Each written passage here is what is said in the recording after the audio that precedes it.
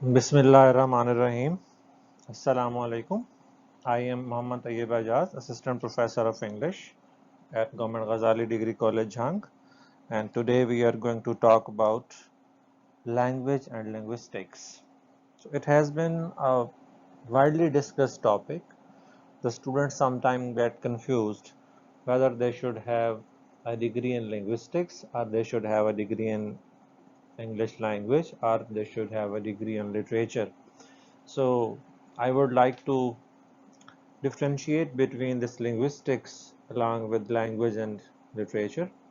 So literature simply stands for literature in English when you are talking about masters in English literature, whereas linguistics is a scientific subject which is basically concerned with the study of language on the scientific grounds. So just keep in your mind, if you're going to study the language, if you're going to study English language, you are limited to English language or English literature if your subject is English literature. But if you're going to study linguistics, linguistics is a broader area in which language is studied on scientific grounds. So today we will generally talk about linguistics as well as some language features. So before moving forward, we have a question: what language is? What you people generally think of that language is something, a human capability which helps us to convey ourselves to others and to receive their feedback when we are talking to them, when we are conveying to them. So basically language is a communication tool which helps us to communicate, which helps the humans to communicate with other human beings or even sometimes non-humans as well. So communication is an action, an act of communicating, whether it is verbal communication with the help of words or it may be non-verbal communication where words are not involved, rather other than words things are involved like signs, symbols, expressions, etc. So as we have already uh, a lot of knowledge about the beginning of human beings and the Darwinian theory as well as the religious theories about the beginning of human beings. So the question is, what about the origin of language? From where did the language come and when did it come? So there are certain theories, there are certain ideas about the beginning of the language, the origin of the language. The first one is monogenesis, which expresses that all languages come from single one. Monogenesis says that all the languages are offsprings of one single language. All these languages are derived from one language. Whereas the other theory, the other idea is polygenesis, which expresses that all languages are derived from many original languages. Means every language has its own origin, its own beginning, its own base. So monogenesis says that there was one language and all the languages developed from that very one language, while the polygenesis is opposite to it, which says that all the languages have their mother languages and all these languages developed from those mother languages. So if we try to define language, we can say that language is a set of signs, symbols governed by certain rules, certain laws, and which enables human beings to communicate since the time unknown. So we are not very sure about the beginning of the language, whether the language started with the advent of human beings on the universe, or the other theory says that there is a gap of hundreds of the years between the man's existence, man's arrival on the earth and the beginning of the language. So we can say, we can carefully say that we don't know about the exact time of the beginning of the language. So language is an institution where humans interact, communicate with each other by means of habitually used oral arbitrary symbols. So we have certain technical words over here. So the oral arbitrary symbols. So we can say that the language is basically oral in its nature. When it started, it was oral, it was not written, it was simply spoken by human beings, and as it was oral, so it was also auditory. The listeners were able to listen it, to understand it, and it was actually containing arbitrary symbols. These arbitrary symbols will be discussed later on. We can just say that there is no strong relationship between the sounds and their meanings, that is their arbitrariness. So let us have a look at certain features of language. Languages use sound signals. Definitely, as we have previously discussed, that languages are oral in their nature. So languages basically use sound signals. They comprise sound. Languages are arbitrary, so arbitrariness is their quality. The languages are the need for the learning. We cannot learn anything if we do not have a language.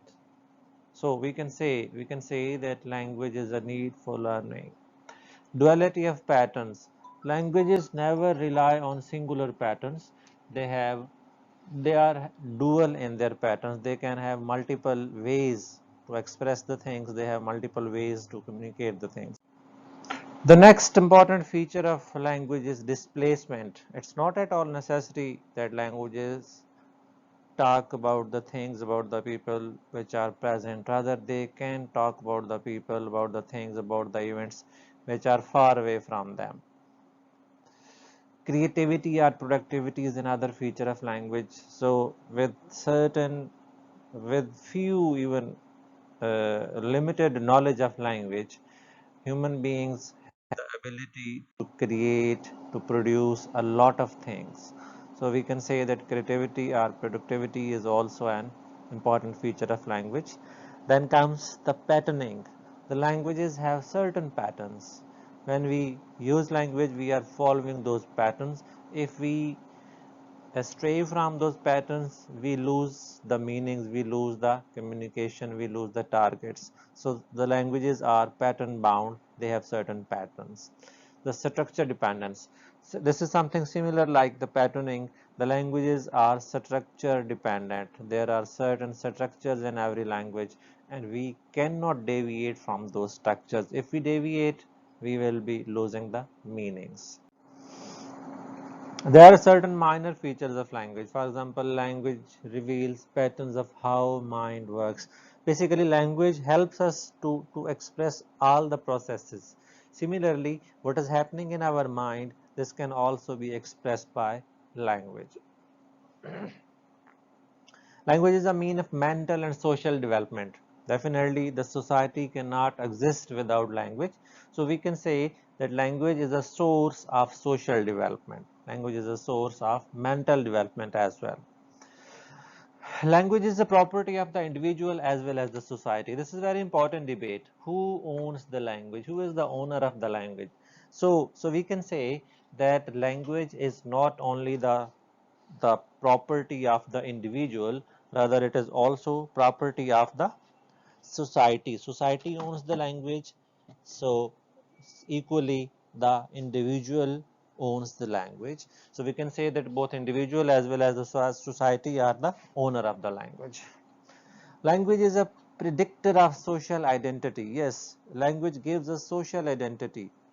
Many a times we are recognized by our languages. Even in Pakistan, the people talk about this person is Punjabi, this person is Panipati, this person is Saraiki, this is Mohajir, migrated. So the language is actually a thing of our social identity. It gives us social identity. Language is used for cultural preservation and transmission. Rather, language is actually a thing of preservation and transmission of all the knowledge. And above the knowledge, we can say that language is also an important thing to preserve and transmit our culture. Whatever has been passed comes to the future in the form of knowledge to the next generation through the language. Language can be used by some to exert their power over others. Language is a source of power. People use language to exert their powers on the others. All this happenings around us, the senior, junior, the higher and the lower one, and the obedient and the non-obedient, and the slave and the master, all these relations around us are being exerted through the language. They are executed through the language. The direction of changes in language is not predictable, and a very important quality, a very important characteristics of language is that language is a living thing. A language is a living entity. It grows, it it takes birth, it grows old, and it dies. So we can say that the languages change with the passage of time, and we do not have any certain direction in the changes of the language. We cannot predict to what way would the language go. I think if you people are getting confused for the language to be a living thing, let me explain something, that a language is a living thing in a way that the beginning of the language is just like the beginning of some child, the birth of some child. The languages take birth, they grow. When their vocabulary grows, when their pattern grows, when their structure grows, they grow old, when they are very much old in their usage, and gradually they die. The languages become extinct. Even if the language fully does not become extinct, the vocabulary becomes extinct. You can find a lot of examples which were, there are words, there are sentences, there are structures which were present 200 years ago and which are not available in the vocabulary of specific language now. Similarly, there are a lot of words which were not in language 100 years ago, and today they are very much in the language. Just have a look of the word virus and the computer technology, the word hardware, the software. Were they in the language 100 years ago? So we can say that language is a living thing. It grows old, and it eventually dies. Language is not monolithic but varied. It exhibits variations. So the language is not at all a stagnant thing, and it is not at all limited to one person only or to one variety only. Rather, multiple people, multiple variations in the language. So what we will discuss in the coming slides as a dialect, at that time you people will be able to understand it. Self-talk can be regarded as a form of language. There are many forms of language where we are communicating to each other. The language has certain functions. We are asking, we are answering, we are taking permissions, we are taking leaves.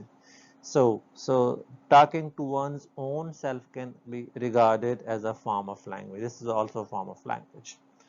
We talk in our minds, that is our inner speech, using language for thinking. If we do not have a language, we won't be able to think. So we can say that language is our thinking tool. So what we talk to ourselves in our mind, that is our inner speech, and when we execute those words, when we articulate those words, then those words come on our lips, and then we can say that they are out of our mind. So we use language for the purpose of thinking and imagining and so on. We cannot help but to process and understand what we hear. If somebody is not deaf, it is not possible for him to avoid listening what is being spoken around him. And if someone listens something, it is not possible for him to stop processing it in the mind and understanding it. It is equally possible that someone does not know some specific language and he won't be able to understand what was said. But it is not possible for the listener to stop his ears to stop listening. So we cannot but process and understand what we hear. Language, unless recorded, flies away the moment we speak it. Whenever we say a word, whenever we utter a word, it, if not recorded, the word goes away, it disappears, it goes into the air, and it cannot be recalled back. That's why it is said, think before you speak. So once you speak something, you cannot reverse it, you cannot take it back unless recorded. Recording simply means to preserve what you said.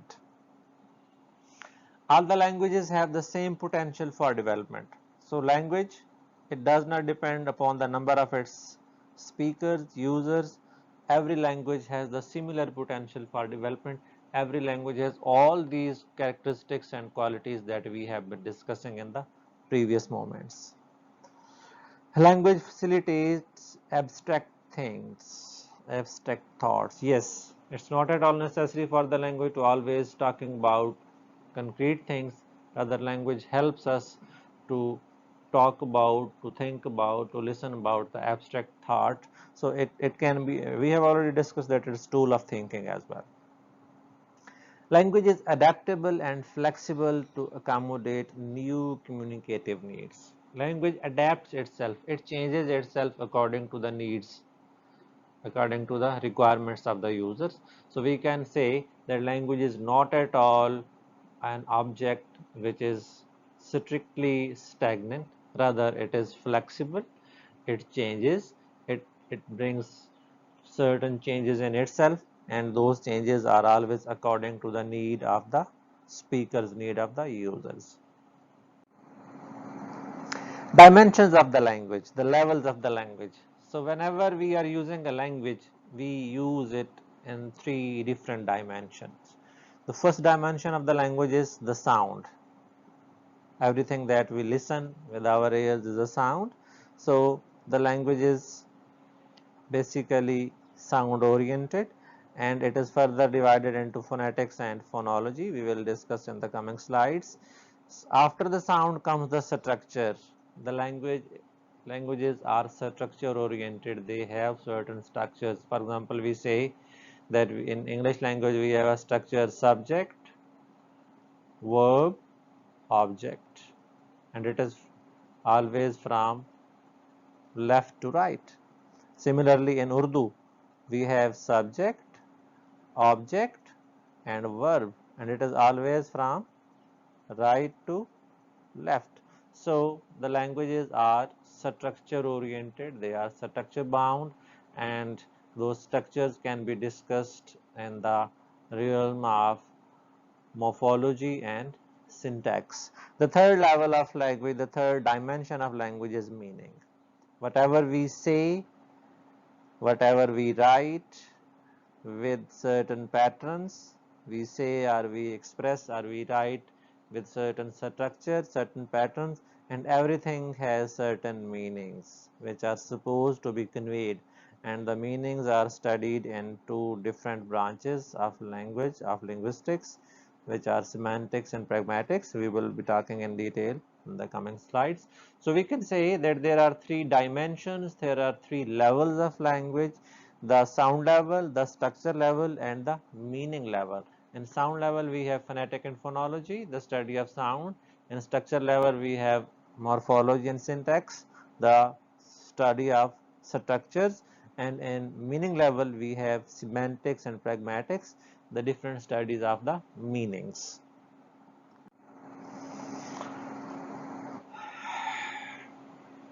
Three dimensions of language.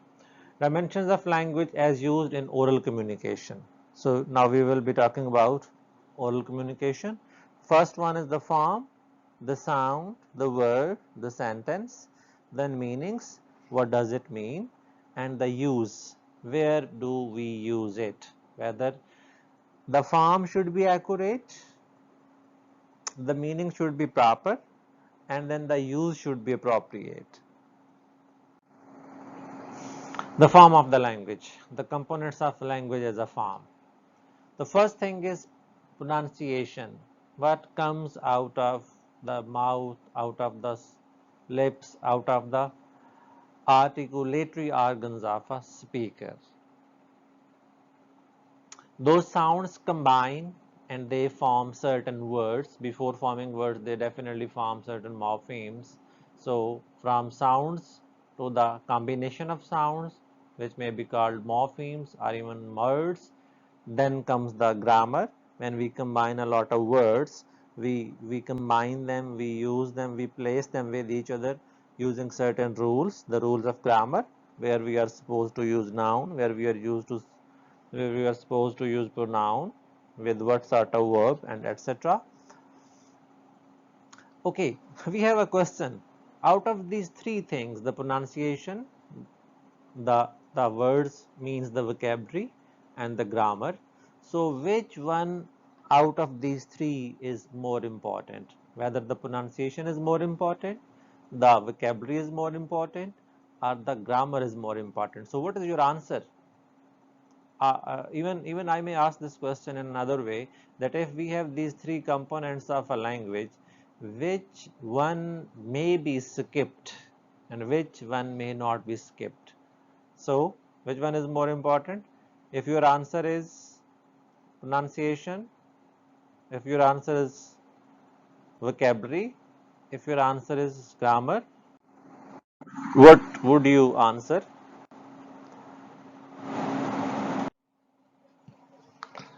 So what is the answer of your question that I have asked you in the previous slides? So let me tell you that you cannot skip pronunciation, you cannot skip vocabulary, because you need these two things to express yourself. But you can quit grammar if you are having lesser grammar, or even if you do not have grammar in full, you can even then express yourself, you can convey your meanings, you can ask things, you can express things. So grammar is comparatively less important as compared to pronunciation and vocabulary. So this is a false concept that learning a language means learning grammar. Grammar is quite different from language. You can be very much expert of a language even without knowing the rules and regulations of the language. So the discussion that we have made till now, to test your knowledge regarding that very discussion, here is a chart in front of you, and there are certain resources of language, and in the front of those resources we have mentioned whether these resources are oral or written. So you are supposed to answer these questions by yourself, that which of these things are oral and which of these things are written, so at the end, so that you may test your knowledge. So let us move further. Knowledge of a language. When you say you know a language, when you say you have knowledge of a language, what does it mean? For example, when we say we know English, what does it mean? So knowing a language simply means identifying the individual sounds correctly. If you know a language, it means you can identify the individual sounds of that very language correctly. Knowing the combination of sounds. After knowing the individual sounds, you are able to combine those sounds. For example, bag is permitted, but bag is not permitted. So if it is BEG, this is a combination of sound in which three sounds are there: B sound, A sound, and GA sound. So this BEG is permitted, but when you write BGE, this is not at all permitted. So it means that you have the knowledge of combining the sounds into structures. So knowing the formation and division of words, not only you know the combination of sounds, rather you also know the formation and division of the words. With the help of sounds, you make larger words, the morphemes, and then from morphemes you make new words. For example, we have an example over here, clearly. So you can identify that the word clear is something else and the morpheme ly is something else, and both of them make jointedly the word clearly. So you know the sounds, individual sounds, you know how to combine the sounds, then after combining sound you know how to make the words, and then combination of words at sentence level. You have the knowledge of combining the words to make a sentence, the grammatically correct sentence, and then up up to this level you have used your language, the language that you know. You made sounds, you made words, you made sentences. Then comes decoding of all above system, means you can understand the meanings of the words, the phrases and the sentences that you made by doing all these above activities, by doing all these steps.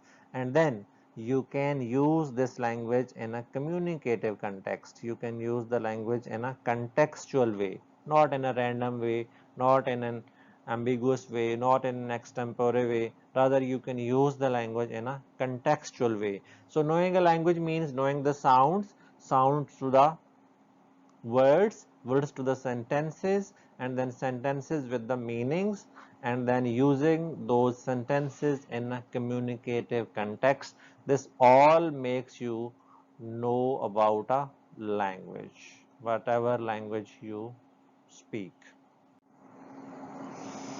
Knowing a language means having moderate level of speaking and listening skills, and also expressing ideas in written mode.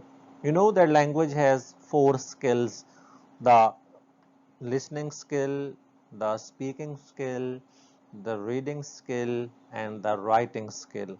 So, knowing a language means you have a moderate level of command on all these four skills. You can listen and understand, you can speak and make others understand, you can read the things and understand, and you can write and let others understand what you want to write. This is your understanding of a language, this is your knowing of a language. And no matter, we do not need it to a very extreme level, to a very extraordinary level, but if you know these skills at moderate level, you can be called a user of a language. You are illiterate if you cannot convert your speech into writing. This is very much the definition of literacy. We have an international definition of literacy as well, a definition of literacy given to us by United Nations Organization, UNO. But if you cannot convert your own words, your own speech, what you speak, into written form, then you may be called an illiterate. Means the literacy for us means being able to write what you speak. So all these were, you can call, the preambles, the the appetizers. Our main dish is about to come. So our question is, what is linguistics? What linguistics is? The normal conversation uses 4,000 to 5,000 words an hour. If we are normally conversing with each other, we use this much number of words. A radio talk where there are fewer pauses uses as many as 8,000 to 9,000 words per hour. And a person reading at normal speed covers 14,000 or 15,000 words per hour. If we read at a normal speed, so we have the ability to read 14 to 15,000 words per hour. Per day, the total could be as high as 100,000, 1 lakh. This is our everyday use of vocabulary, everyday use of language.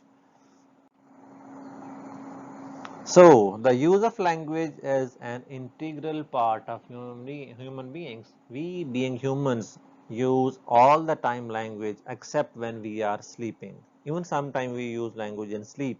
We see dreams with the help of language. We talk to the others, we talk to others in our dreams. We think when we are taking rest. So, whether we are awake or whether we are sleeping, the language is an integral part of us, the human beings. Children are all the words start putting words together at approximately the same age and follow remarkably similar paths in their speech development.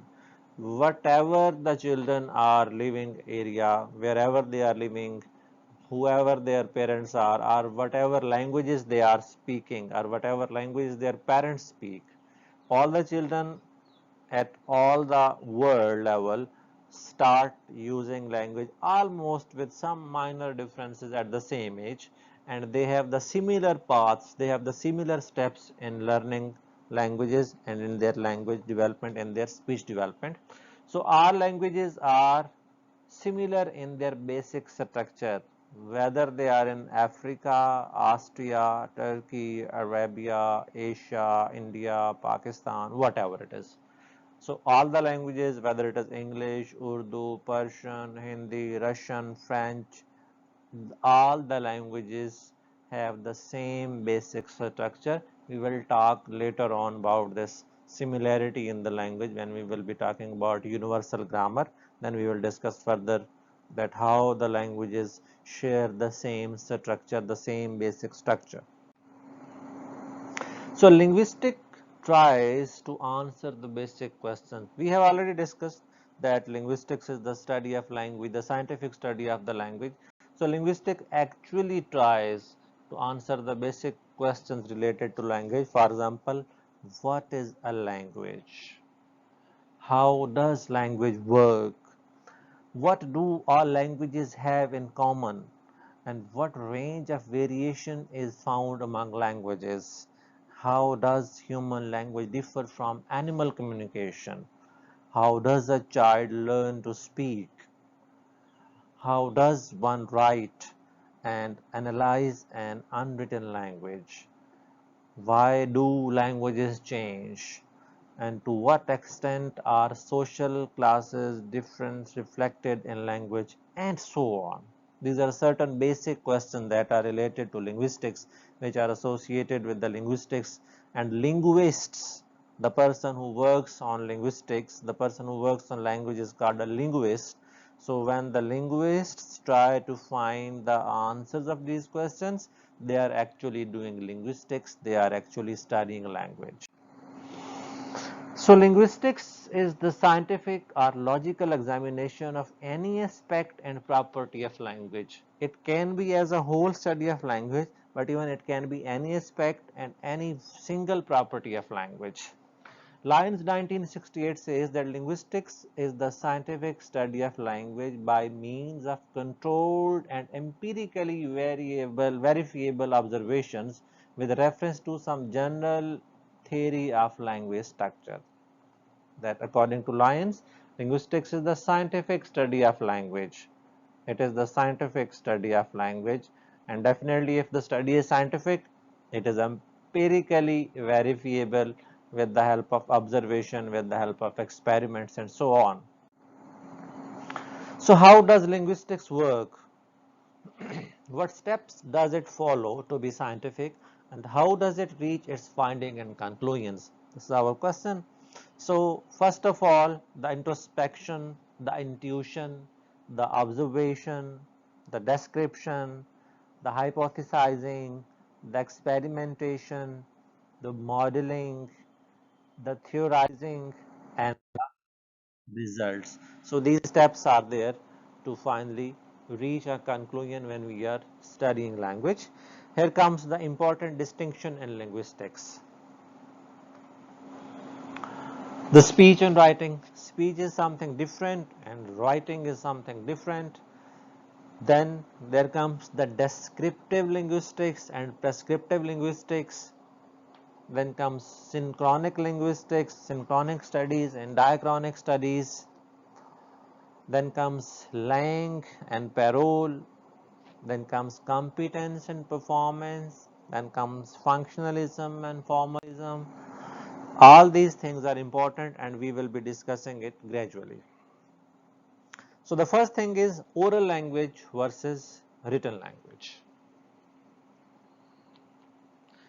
Language was first in spoken mode. We have discussed it in our very beginning slides that when language started, it was in the oral form, it was in the spoken mode, and it took a lot of time to develop a written system. So speech is not same as writing or vice versa. Speech is different from writing and writing is different from speech. The spoken language is more extempore in nature while organizing ideas in mind while writing. Definitely, we have shorter time to speak, we have shorter time to respond when we are speaking to someone. On the other hand, we have more time to organize our ideas in our mind when we are writing. In other words, we can say that we find more time to think before we write. Language, the spoken is irreversible in nature while written to some extent is reversible. Once spoken, once the words are uttered, they cannot come back unless they are recorded. Even if they are recorded, they cannot come back. They can simply be erased from their recording. On the other hand, if you have written something, you have to some extent capability to erase those words that you have written. However, oral language is richer than written language. While speaking, we are more extempore, we are more creative, although we are having lesser time to think, but our oral language is much more richer in vocabulary, richer in expression, and more fluent as compared to written language. Descriptive versus prescriptive. This may be discussed as descriptive language, descriptive linguistics, so on.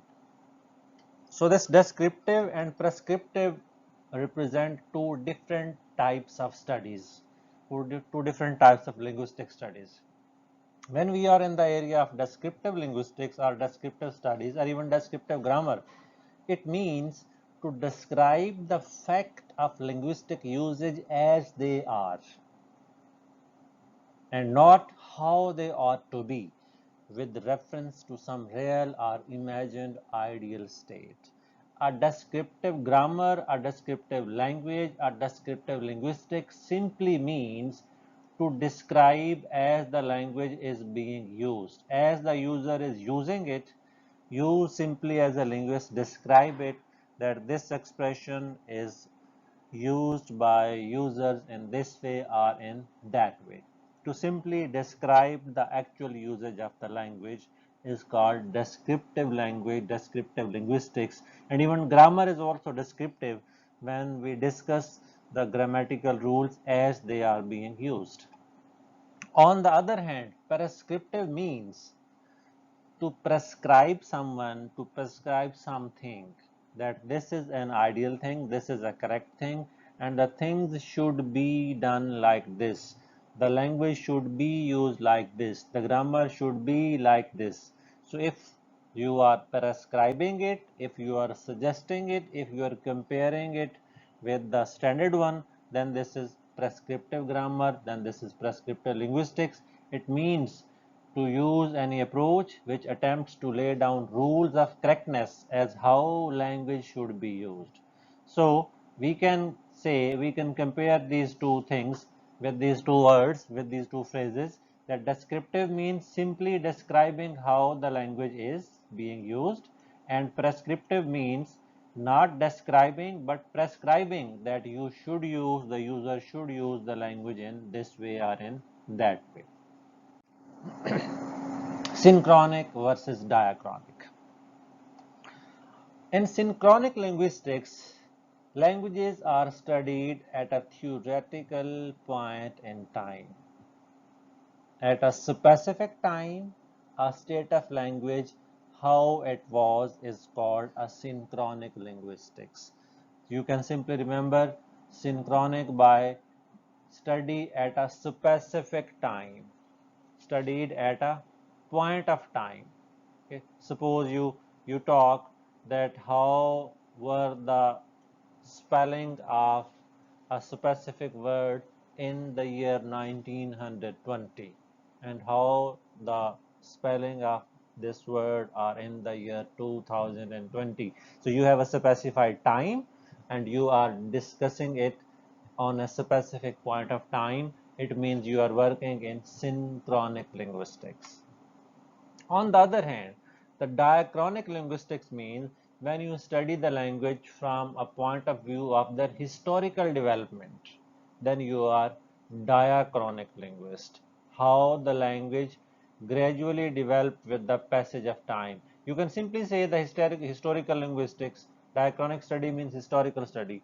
For example, the changes which take place between old and modern English could be described as phonological, grammatical, and semantic terms, and this is a diachronic study, that how the words, how the SONNE son changed into SON son.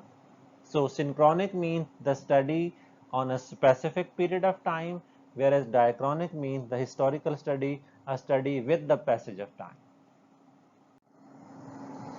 The Lang versus Parole. Lang. Lang is the actually system of language shared by a community of speakers. You can say that Lang is a larger level, a larger repository of language that exists within the society, not only with the speaker of the language within the brain of the user, but as a whole it is a repository, it is a language bank for the whole community. Parole, on the other hand, is the concrete act of speaking in actual situations by an individual speaker. The difference is quite clear, the difference is quite evident, that Lang is the bank account in which you have a lot of words as your balance. You have vocabulary of uh, 5,000 words, 10,000 words, 80,000 words. That is your Lang. While parole stands for the actual performance that you are doing in a real situation. For example, in my mind, you can say that I have a vocabulary of 100,000 words in my mind, but right now, while delivering this lecture, I am using what words, what expression, what sentences. That is my parole, my actual work that is being carried out right now in a specific background, in a specific context, in a specific situation. So these two terms, Lang and parole, were actually used by Ferdinand de Saussure, who was considered father of modern linguistics, and the word langue in French means language. It describes the social impersonal phenomena of the language as a system of signs. And parole, meaning speech, it describes the individual personal phenomena of a language as a series of speech acts made by a linguistic subject, made by a speaker. So we can even have their meanings or having their concepts cleared by their meanings, that lang as a whole is a system of language, system of signs, system of symbols, whereas parole is the actual performance, the actual usage of speech acts made by the speaker. Speech acts commonly taken to include such acts as promising, ordering, greeting, warning, inviting, congratulating, requesting for something, answering to request, denying, saying yes, saying no, and all those acts that we every day we do in our everyday life are called speech acts. Competence and performance. This concept of competence and performance is almost synonymous to that very concept of Lang and parole. Competence is a person's knowledge of his language, the system of rules which he has mastered so that he is able to produce and understand an indefinite number of sentences and to recognize grammatical mistakes and ambiguities. This is almost same as we have discussed the Lang, that this is the repository of language knowledge which a user is having, and he can have that very repository as a model. He can judge, he can recognize the mistakes, he can even clarify the ambiguities and so on. And the performance is the actual realization of language knowledge, the actual performance in a specific background as done by the speaker, as done by the user. It's called performance. This competence and performance concept was given by Noam Chomsky, whereas The concept of length and parole was given by Ferdinand de Saussure. Functionalism and formalism. Functionalism or functional linguistics refers to the study of the form of a language in reference to their social function. The functionalism simply stands for the functions of the language in a social context. It considers the individual as a social being and investigates the way in which he or she acquires language and uses it in order to communicate with others in his or her social environment. So functionalism simply means the study of the form of language is reference to their social function, how the language acts in the society in a specific social context. That is functionalism. M.A.K. Halliday, the systematic functional grammar, is quoted as a reference even in our previous slides. Formalism. Formalism is the formal linguistics, and it is the study of abstract form of language and their internal relations.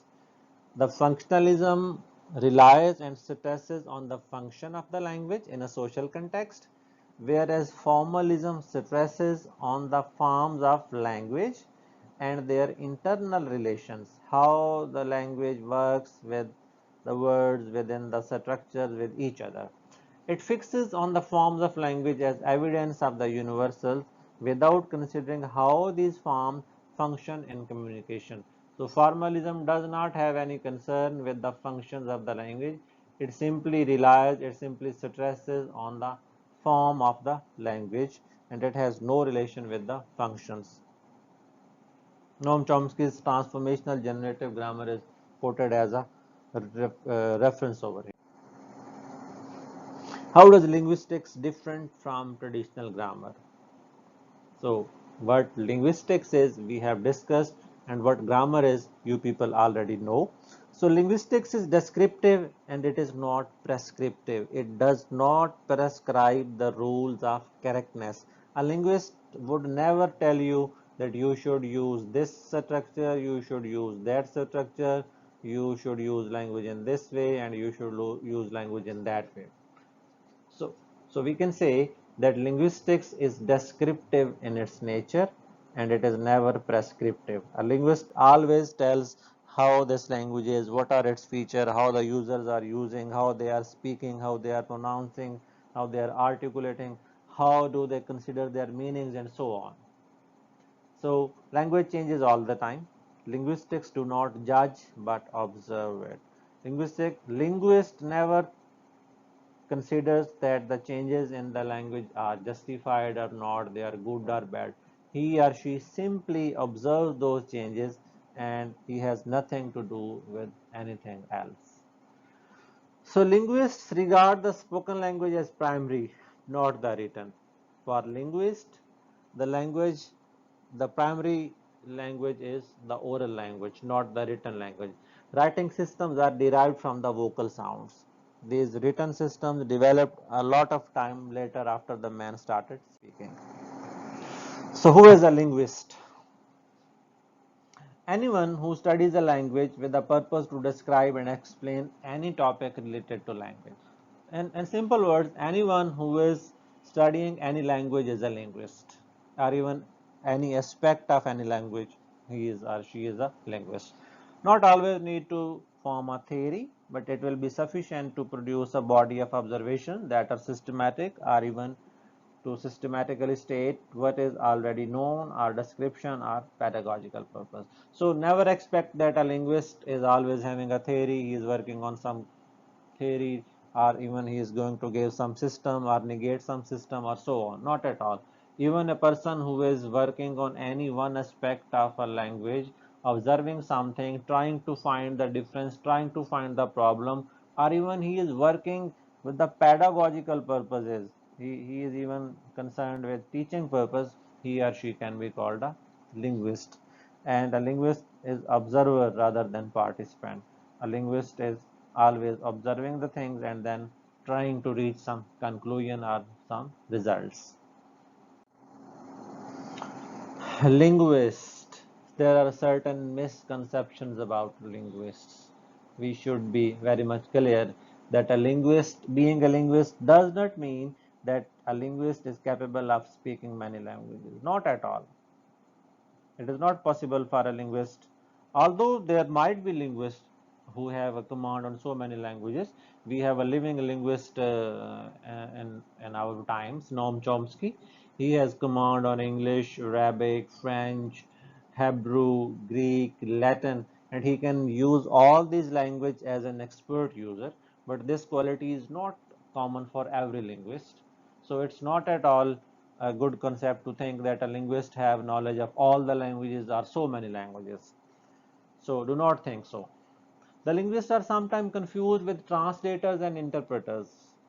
The linguists are not translators, they are not interpreters, they are simply language scientists. They work on language. They are not at all translators and they are not at all interpreters. But it is possible that they can write a grammar of language that they cannot speak. They can work on languages that they cannot speak. Even they can write the grammar, they can formulate the rules and regulations of certain languages even they do not speak. A linguist is interested in all the languages of the world. A linguist is not at all concerned or limited to only one language. A linguist has interest in all the language. It is equally possible that due to some certain restrictions, financial issues or time issues or geographical or geological issues or any relevant issue, it is possible that a linguist is limited to one language or even one aspect of any language, but it is not at all recommended, or it's not at all a conclusion that a linguist is limited to only one language. The linguists have the same interest for all the languages of the world. Core field of linguistics. The microlinguistic. Basically, linguistics is further divided into microlinguistics and macrolinguistics. Our next lecture will be on these micro and macrolinguistics, the branches of linguistics. But let us have a glimpse of microlinguistics investigation. In microlinguistics, we have phonetics as the first area of microlinguistics. Phonetics is the branch of linguistics which is concerned with the production and perception of the sounds. It deals with how the sounds are produced, how the sounds are perceived, or even how the sounds are transmitted. The phonetics is further divided into three parts: the production of the sound, the transmission of the sound, and the perception of the sound.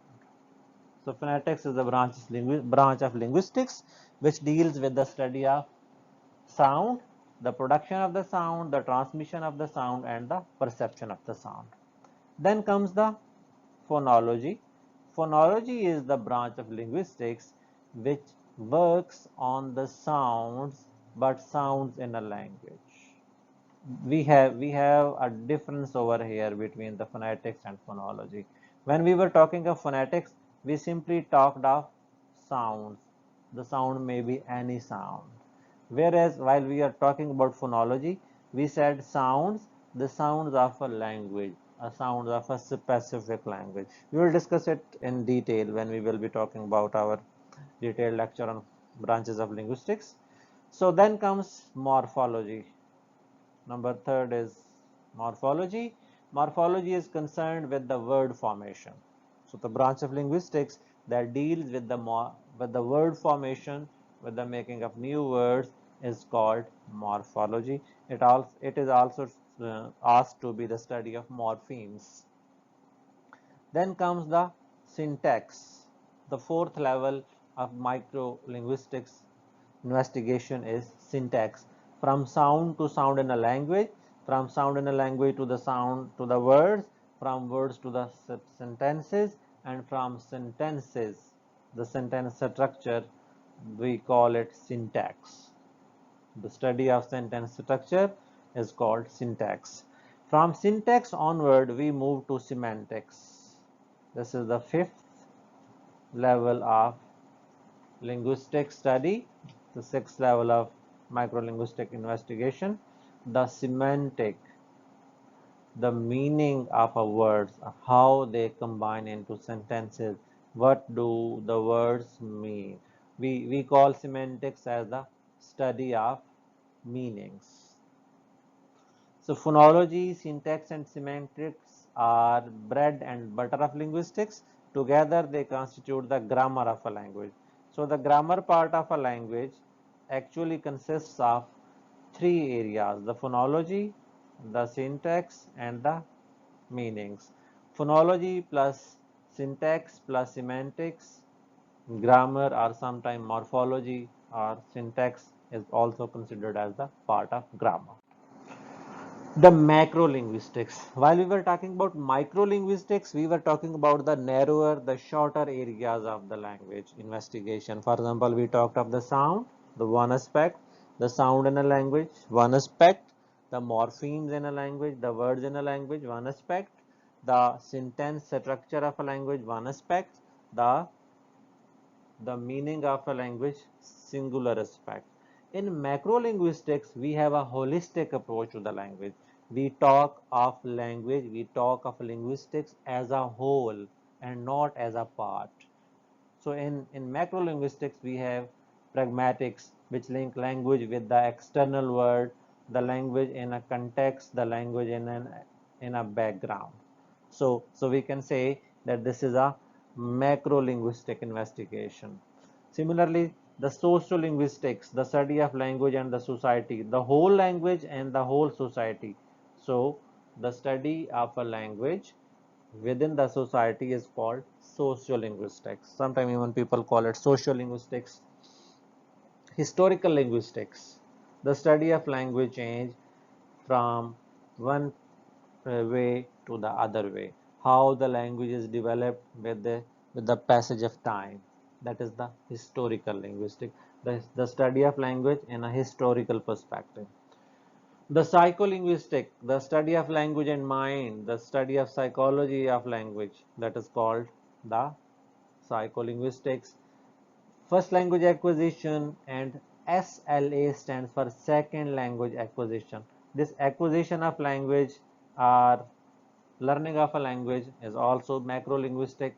It is a very broader aspect of language, how the language is learned, how the first language is learned or acquired, how the second language is learned or acquired, and so on. Then comes applied linguistics. Applied linguistics means the application of the linguistics in the real situation, the application of linguistics that we have learned from study into the real life situation. This applied linguistics, also called as educational linguistics, speech pathology, application of linguistics to language teaching, and so on. Then comes the anthropological linguistics, the study of language in cross-cultural setting, simply the anthropology and the language. Computational linguistics, a very new branch of linguistics, macro-linguistics, the language, the use of computer in the field of linguistics or in the field of language. So now we have artificial intelligence, we have speech recognition, we have corpus linguistics. All these are now further subdivisions of computational linguistics, that how the computer is being utilized, being used in the study of language. Stylistics, the study of language and literature, the study of text linguistics, the study of the style, that is stylistics. Philosophical linguistics, the link between language and logic, the link between language and philosophy is called philosophical linguistics. Approaches to linguistic studies, we have already discussed the prescriptive approach, the prescriptive linguistics, and we have also discussed the descriptive linguistics, that if a language if a language researcher is simply prescribing it, his approach is prescriptive, and if he is trying to describe the things, then his approach is prescriptive. So we have certain things we will be discussing in our next lecture. Diachronic and synchronic we have already discussed. So at this point this diachronic and synchronic study, we stop our lecture of today, and I would like you to ask the questions. If you people have questions, you can put your question in the comment box. If you have any inquiry, if something is not clear to you, I will be glad to explain it again, and your questions and suggestions are even welcome. If you have anything to ask, I will be happy to reply. Thank you very much, and wait for our next lecture in which we will further discuss all these things in detail. Today's lecture was our general lecture about language and linguistics. Thank you very much. See you some other time.